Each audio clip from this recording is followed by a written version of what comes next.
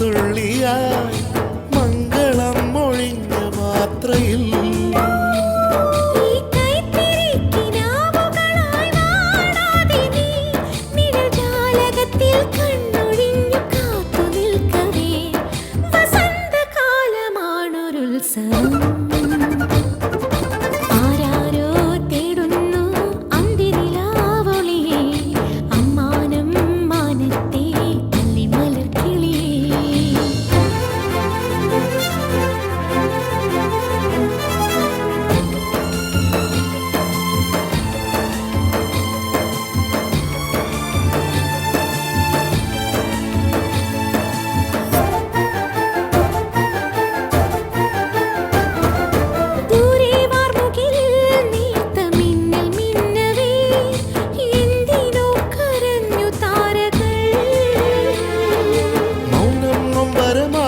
നെഞ്ചിൽ ചാഞ്ഞുറങ്ങവേ പൂപൊഴിഞ്ഞു വീണു പാട്ടുകൾ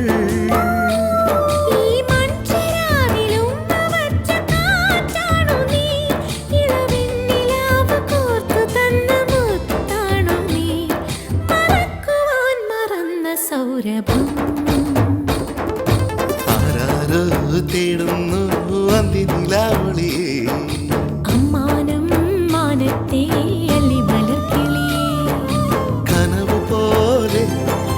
കവിത പോലെ കടൽ പോലെ കാറ്റു പോലെ ഓർമ്മയിൽ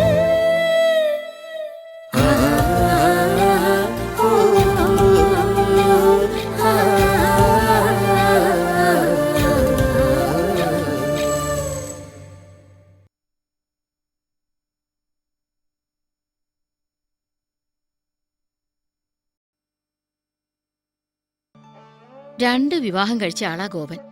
എന്നിട്ടും അയാൾക്കിപ്പോ ആരെങ്കിലും ഉണ്ടോ? അത് കാണുമ്പോ വിവാഹമേ കഴിക്കണ്ടെന്ന് തോന്നും. ഭാര്യയും മക്കളും ഉണ്ടായിട്ടും അനാഥന്റെ ജന്മം ജീവിച്ചു തീർക്കുന്നതിനേക്കാൾ നല്ലത് ഒറ്റയാനായിട്ട് കഴിയുന്ന. എന്നാ പിന്നെ അങ്ങനെ അങ്ങ് ജീവിച്ചോ. അമ്മയുണ്ടെന്ന് കരുതി ഇവിടെ നിൽക്കണ്ട. എവിടാന്ന് വെച്ചാ പോയി ഇഷ്ടം പോലെ ജീവിച്ചോ. ഏയ്, അമ്മ ദേഷ്യപ്പെടാൻ വേണ്ടി പറഞ്ഞല്ല. പിന്നെ മറ്റുള്ളവരുടെ വേദനയെ കാണിക്കുന്ന സഹതാപം നീ എന്റെ കാര്യത്തിൽ കാണിക്കുന്നില്ലല്ലോ. വേണ്ട, എന്നോട് കാണിക്കണ്ട. പക്ഷെ അവനവന്റെ ജീവിതത്തോടെങ്കിലും സ്വല്പം താല്പര്യം കാണിച്ചൂടെ? ജീവിതത്തോട് താല്പര്യക്കുറവൊന്നുമില്ലമ്മേ. ഇങ്ങനെ ആരാന്റെ കാര്യം മാത്രം നോക്കി നടന്നാ സ്വന്തം ജീവിതം വഴിയിലായി പോവും. അതിനൊത്ത ഒരു കൂട്ടും കിട്ടിയിട്ടുണ്ട്, വേണി. അവൾക്കും ആരെങ്കിലും സഹായിച്ചില്ലെങ്കിൽ ഉറക്കം വരില്ലല്ലോ. മനുഷ്യനായ ആർക്കെങ്കിലൊക്കെ ഉപകാരപ്പെടണമെന്ന് അമ്മ തന്നെയല്ലേ എന്നെ പഠിപ്പിച്ചത്? അതൊക്കെ ശരി തന്നെയാ. പക്ഷേ പിന്നെ അമ്മയ്ക്കിപ്പോ എന്താ വേണ്ടത്? അമ്മയ്ക്ക് വേണ്ടത് ഇത്രേ ഉള്ളൂ. നീ ഒരു പെൺകുട്ടിയെ കൊണ്ടുവരണം. പിന്നെ ഈ മുറ്റം നിറയെ ഓടിക്കളിക്കാനും എന്നെ മുത്തശ്ശിന്ന് വിളിക്കാനും കുറെ കൊച്ചുമക്കളും.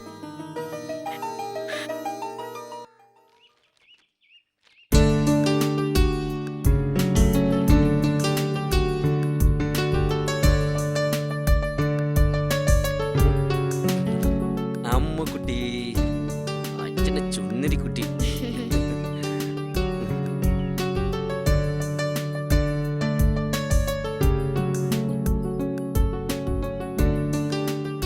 അച്ഛനെ പറ്റിക്കായിരുന്നു അല്ലേ? ഉമ്മ വെച്ച് കൊല്ലുപ്പതിനെ. കാലത്തെ അച്ഛനും മോളും കൂടി ഒരു കണ്ണുപൊത്തിക്കളി. എണീക്കടി, എണീക്കടി. അവിടെ ഇരിപ്പ് കണ്ടില്ലേ? ലാളിച്ച് ലാളിച്ച് ഇതിനെയും കൂടെ ആ സ്വഭാവം പഠിപ്പിക്കണ്ട. നിങ്ങളോ നശിച്ചു, ഇനി ഇതിനെ നശിപ്പിക്കണോ? ഇന്ദു, കുഞ്ഞിന്റെ മുന്നിൽ വെച്ച് തന്നെ വേണോ നിന്റെ അനാവശ്യം പറച്ചില്? എന്താ നീ ഇങ്ങനെ? അമ്മുക്കുട്ടിക്ക് അവളുടെ അച്ഛനെ സ്നേഹിക്കാൻ പാടില്ല എന്നുണ്ടോ? വെറുതെ അതിന് വഴക്ക് പറയാ? ഗോപനോടുള്ള ദേഷ്യം കുഞ്ഞിനോട് കാണിക്കണോ? നിന്നെ സ്നേഹിക്കുന്ന പോലെ തന്നെ അവൾ അവളുടെ അച്ഛനെ സ്നേഹിക്കുന്നു. തല്ലിയും ശാസിച്ചും തമ്മിലകറ്റാം. പക്ഷേ സ്നേഹം നിഷേധിക്കാൻ നിനക്കെന്നല്ല ആർക്കും അവകാശമില്ല. വെറുതെ ഇവളുടെ കുരുന്നു മനസ്സില് ദേഷ്യവും വൈരാഗ്യം ഉണ്ടാക്കരുത്. കഷ്ടം, ഇത്രയ്ക്ക് ബുദ്ധിയില്ലാതായി പോയല്ലോ നിനക്ക്. മതി ബുദ്ധി ഉപദേശിച്ചത്. കൊറേ ആയി ഈ ഭരിക്കലും ഉപദേശിക്കലും. ഒരു ചേച്ചിയുടെ സ്ഥാനത്ത് കണ്ടതുകൊണ്ടാ ഇത്രയും കാലം ക്ഷമിച്ചത് എന്ന് കരുതി ഞങ്ങളുടെ തല കയറാൻ വരരുത്. ക്ഷമിക്കുണ്ടോ ഒരതിര്? വളരെ സന്തോഷായി. നിന്റെ നാവിന്നും എനിക്കിത് കേൾക്കേണ്ടി വന്നല്ലോ. ഇത്രകാലം നന്ദിനിയുടെ വകയായിരുന്നു, ഇപ്പൊ നീയും തുടങ്ങി. സ്വന്തം കാര്യം നോക്കി നടന്നാ പോരെ? മറ്റുള്ളവരുടെ കാര്യത്തിൽ ഇടപെടുമ്പോ ആലോചിക്കണം ഇതൊക്കെ കേൾക്കേണ്ടി വരുമെന്ന്. ശരിയാ, സ്വന്തം കാര്യം മറന്ന് ഞാൻ നിങ്ങളെയൊക്കെ സ്നേഹിച്ചുവല്ലോ. നിങ്ങളൊക്കെ എന്റെ കൂടെപ്പിറപ്പാണെന്ന് വിശ്വസിച്ചുവല്ലോ. നിങ്ങളൊക്കെ എന്റെ സ്വന്തമാണെന്ന് കരുതി കൂടുതൽ സ്വാതന്ത്ര്യം എടുത്തു പോയതാ എനിക്ക് പറ്റിയ തെറ്റ്. അതിനുള്ള കൂലിയും നിങ്ങൾ എനിക്കിപ്പോ ധാരാളം തരുന്നുണ്ടല്ലോ. ചിറ്റേ, ഞാനും ഉണ്ട് കൂടെ. മോൾ അമ്മയോട് ചോദിക്ക്. ചിലപ്പോ ചിറ്റയുടെ കൂടെ വിടാൻ ഇഷ്ടമില്ലെങ്കിലോ? എന്നെ നോക്കൊന്നും വേണ്ട. അച്ഛനും ചിറ്റയും മതിയല്ലോ നിനക്ക്. പൊയ്ക്കോ എവിടേക്കെങ്കിലും. ഇനി എന്റെ അനുവാദം ഇല്ലാന്ന് വേണ്ട. അച്ഛാ, മോള് ചിറ്റയോടൊപ്പം ചെല്ല്.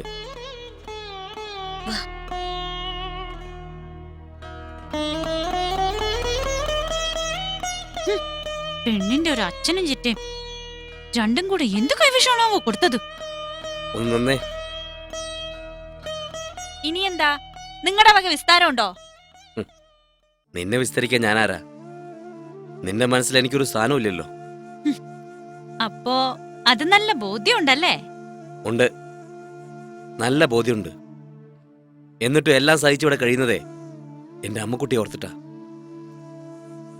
ഇനിയെങ്കിലും അച്ഛനില്ലാത്തവളെന്ന പേര് എന്റെ മോള് കേൾക്കാതിരിക്കാൻ വേണ്ടിയാ. പിന്നെ നിന്റെ ഈ ആട്ടും തുപ്പും ഞാനത് സഹിക്കാൻ വിധിക്കപ്പെട്ടവനാ.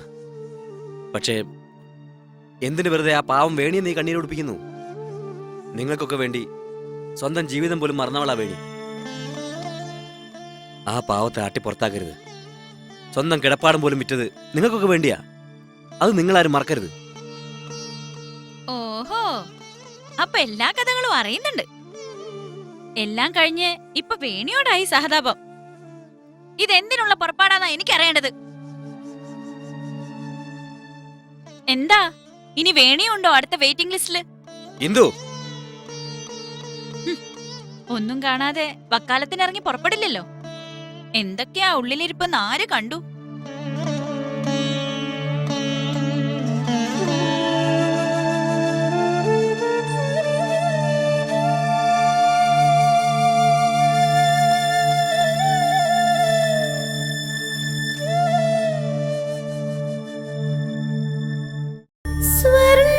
സ്വർണ്ണമയൂരം, സ്വർണ്ണമയൂരം. നിങ്ങൾ എന്താ ഉദ്ദേശിച്ചിരിക്കുന്നത്? ഈ ഓഫീസിലെ കാര്യങ്ങളും ഞാനും ഒക്കെ നിങ്ങളുടെ സമയത്തിന് ഇഷ്ടത്തിനനുസരിച്ച് നിൽക്കണമെന്നാണോ? വളരെ പങ്ക്ച്വലായി വർക്ക് ചെയ്യുന്നവരെ എനിക്കിഷ്ടം. അങ്ങനെയുള്ളവരായി കമ്പനിയിൽ ഏറെയും. മറ്റുള്ള കമ്പനികളുമായി നടത്തേണ്ട എഴുത്തുകുത്തുകൾ കൃത്യസമയത്ത് നടത്തിയില്ലെങ്കിൽ ഉണ്ടാവുന്ന നഷ്ടം എത്ര ക്രോഴ്സ് ആണെന്ന് നിങ്ങൾക്ക് വല്ല ബോധമുണ്ടോ? അതെങ്ങനെയാ? സ്വന്തം കാര്യത്തിലില്ല, പിന്നെ എങ്ങനെയാ കമ്പനിയുടെ കാര്യത്തിലുണ്ടാവുക? സർ, ഞാൻ പറഞ്ഞില്ലേ, ഞാനത് നിങ്ങൾ ഡ്രാഫ്റ്റ് ചെയ്ത് തീർത്തിരുന്നു.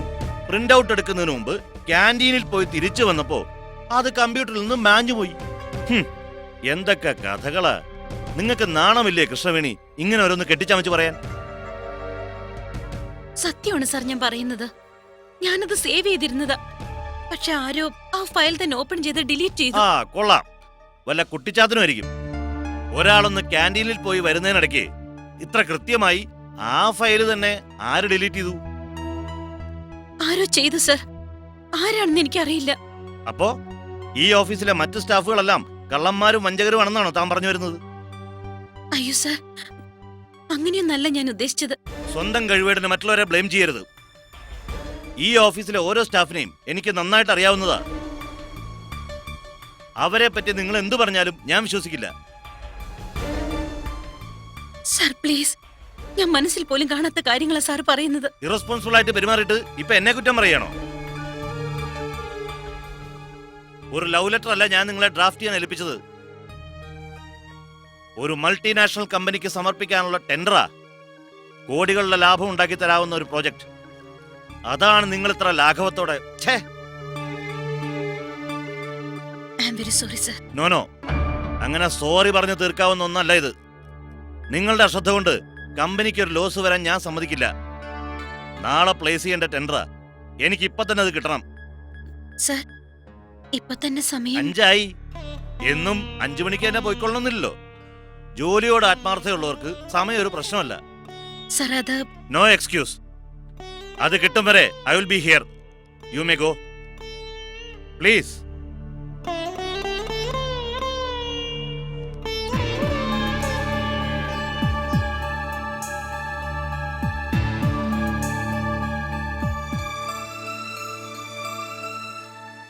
എന്താ മോളെ?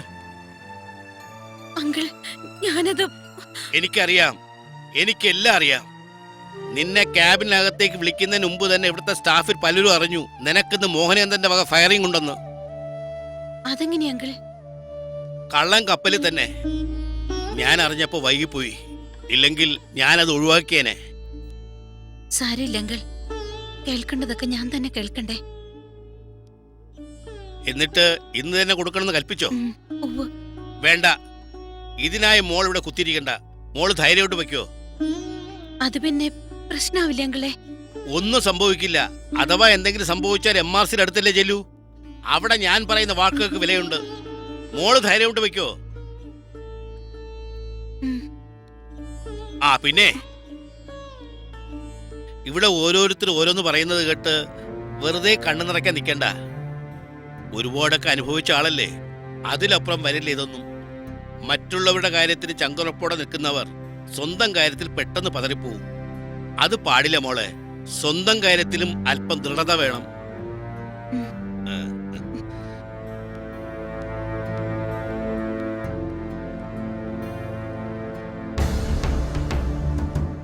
മാർഗരറ്റ്, ഒരു നിമിഷം.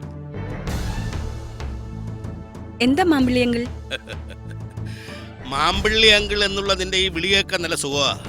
പക്ഷേ ആ സുഖത്തിനിടയിൽ ഒരു അപകടം പതിയിരിക്കുന്നുണ്ടോ എന്ന് സംശയിക്കാറുണ്ട്. അങ്കിൾ എന്താ ഉദ്ദേശിക്കുന്നേ? നീ ചെറുപ്പമാണ്, മധ്യാഹ്നം പോലും എത്തിയിട്ടില്ല. ഞാനാണെങ്കിൽ സായാഹ്നവും കഴിഞ്ഞ് സന്ധ്യയോടടുത്ത് നിൽക്കുക. അങ്കിൾ എന്താ പറഞ്ഞു വരുന്നത്? പച്ച മലയാളത്തിൽ പറഞ്ഞ നിന്റെയൊക്കെ ഈ പ്രായം കടന്നു വന്നവനാ ഞാൻ. നിനക്കിവിടെ ശമ്പളത്തിന് പുറമെ കിമ്പളമായിട്ട് GM വല്ലതും തരുന്നുണ്ടോ? അതെന്താ അങ്ങനെ ചോദിച്ചത്? അല്ല, നിന്റെ ഇവിടത്തെ ചില കളികളും മോഹനചന്ദ്രനോട് നിനക്കുള്ള അറ്റാച്ച്മെന്റും കാണുമ്പോ എനിക്ക് അങ്ങനെ ഒരു സംശയം. അങ്കിൾ എന്തൊക്കെയോ തെറ്റിദ്ധരിച്ചിരിക്കുക. നിന്നെക്കുറിച്ച് ശരിയായ ധാരണകളെ എനിക്കുള്ളൂ. മോഹനചന്ദ്രനുമായുള്ള കമ്പനിയൊക്കെ ഇതിന് പുറത്തു മതി, MRC ഗ്രൂപ്പിനകത്ത് വേണ്ട. അങ്കിൾ എന്തൊക്കെയാ പറയുന്നേ? ഇനി പറയുകയല്ല, പ്രവർത്തിക്കുക ഞാൻ ചെയ്യുക. അതിന് എന്റെ മോൾ ഇടവരുത്തരുത്. നിന്റെ എല്ലാ വേഷം കെട്ടും അങ്കിളിനറിയാം. നീയും നിന്റെ മോഹനചന്ദ്രനും കൂടി ഒരുപാട് പേരെ ഇതിനകത്ത് നിന്നും പുകച്ചു പുറത്തു ചാടിച്ചിട്ടുണ്ട്. ആ വക കളികള് ആ പാവം പെൺകുട്ടിയോട് വേണ്ട, കൃഷ്ണവേണിയോട്. ആ കുട്ടി വെറുതെ വിട്ടേക്ക്, സാധുവാ, എങ്ങനെയെങ്കിലും ജീവിച്ചോട്ടെ. വേണിയോട് ഞാൻ എന്ത് ചെയ്തെന്നാ? വേണ്ട മാർഗരറ്റ്, വേണ്ട. വേണിയുടെ കമ്പ്യൂട്ടറിൽ നിന്ന് ഒഫീഷ്യൽ മാറ്റേഴ്സ് എങ്ങനെയാ ഡിലീറ്റ് ആയതെന്ന് എനിക്കറിയാം. അങ്കിൾ ഞാൻ നോ, എനിക്ക് കേൾക്കണ്ട. ഞാൻ ഈ നിമിഷം വിചാരിച്ചാൽ നിന്നെ മാത്രമല്ല, നിന്റെ GM ഉണ്ടല്ലോ, MR മോഹനചന്ദ്രൻ, MRCയുടെ അനന്തരവൻ, അവനെ ഇതിനകത്തുനിന്ന് പുറത്തു ചാടിക്കാൻ എനിക്ക് കഴിയും. അറിയാലോ MRCയുടെ സ്വഭാവം. സ്വന്തം ബന്ധങ്ങൾ, കമ്പനി കാര്യങ്ങൾ അദ്ദേഹത്തിന് പ്രശ്നമല്ല. ഒരു വിട്ടുവീഴ്ചയും ചെയ്യത്തുമില്ല. പിന്നെ അതിനൊന്നും ഞാൻ തുനിയാത്തെന്താണെന്നോ? ഒരാളുടെ ജോലി കളയാൻ എളുപ്പമാ, പക്ഷേ ഒരു ജോലി ഉണ്ടാക്കി കൊടുക്കാൻ ചിലപ്പോൾ സാധിച്ചെന്ന് വരില്ല. അങ്കിൾ എന്റെ ഭാഗത്തുനിന്ന് അങ്ങനെ ഉണ്ടാകാതിരുന്നാൽ നിനക്ക് കൊള്ളാം. അറിയാലോ MRC ഞാനും തമ്മിലുള്ള ബന്ധം. സൂക്ഷിച്ചാൽ ദുഃഖിക്കണ്ട.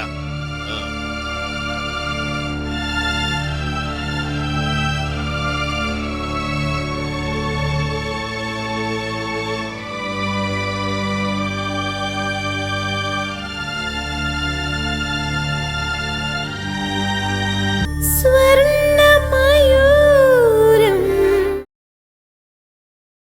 സ്വർണ്ണമയൂരം.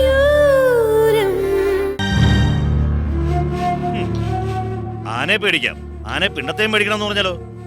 ആ കിഴവന്റെ മട്ടും ഭാവം കണ്ടാലേ MRC ഗ്രൂപ്പ് അയാളുടെ തലയിലാണെന്ന് തോന്നും. ഏട്ടനല്ലേ കമ്പനിയുടെ GM, പിന്നെ ഏട്ടൻ എന്തിനാ അയാളെ പേടിക്കണം? താൻ ഇരിക്കേണ്ടടുത്ത് താൻ ഇരുന്നില്ലെങ്കിലേ അവിടെ നായ കയറിയിരിക്കുന്നൊരു ചൊല്ലുണ്ട്. ഓ, തുടങ്ങിയോ അമ്മയുടെ ഒരു പഴംപുരാണം? പഴംപുരാണം അല്ലടാ, കാര്യം പറഞ്ഞതാ അമ്മ.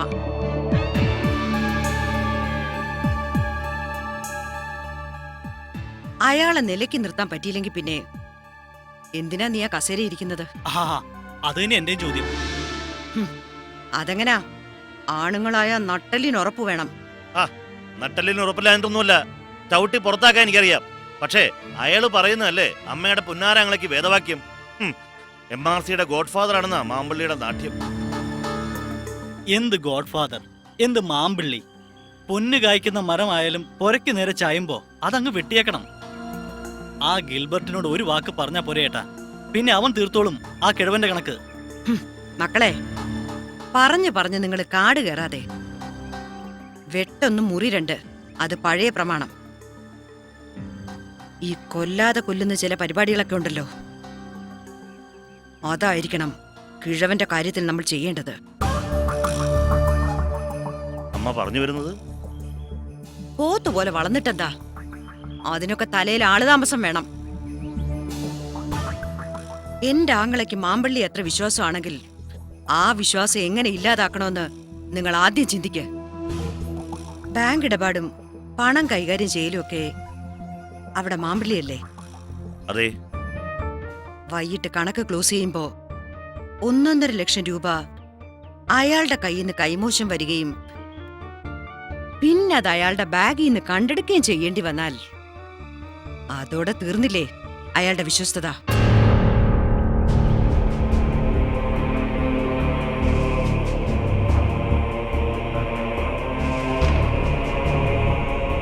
ഇതെന്റെ മക്കളൊന്ന് ഭാവനയെ കണ്ടു നോക്കിയേ.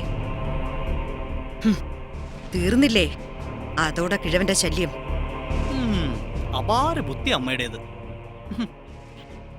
ആ ബുദ്ധി കൊണ്ടാ അമ്മ ഇവിടെ മഹാറാണിയെ പോലെ വിലസുന്നത്. ഇല്ലെങ്കിൽ എന്റെ മക്കളുടെ കാര്യം കാണായിരുന്നു. എങ്കിൽ നാളെ തന്നെ മാമ്പള്ളിയെ കൊടുക്കാനുള്ള വഴി ഞാനുണ്ടാക്കാം. എടാ മോനെ, ഇതൊന്നും എടുപിടിന്ന് ചെയ്യേണ്ട കാര്യങ്ങളല്ല. അവൻ വരട്ടെ അമേരിക്കന്ന്. എന്റെ ആങ്ങളെ MRC, അവന്റെ സാന്നിധ്യത്തിൽ വേണം മാമ്പള്ളിയുടെ അവസാനത്തെ അത്താഴം. നേരാ, അമ്മ അവന്റെ മുന്നിൽ വെച്ച് തന്നെ വേണം മാമ്പള്ളിയെ പുറത്താക്കാൻ.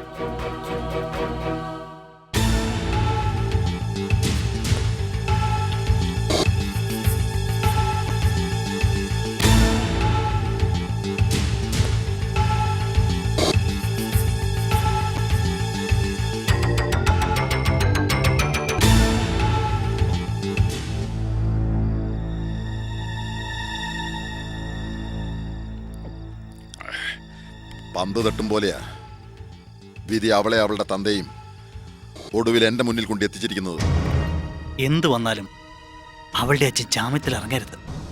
ഇല്ല ഗൗരി, അയാൾ ഈ ജന്മം പുറത്തിറങ്ങില്ല.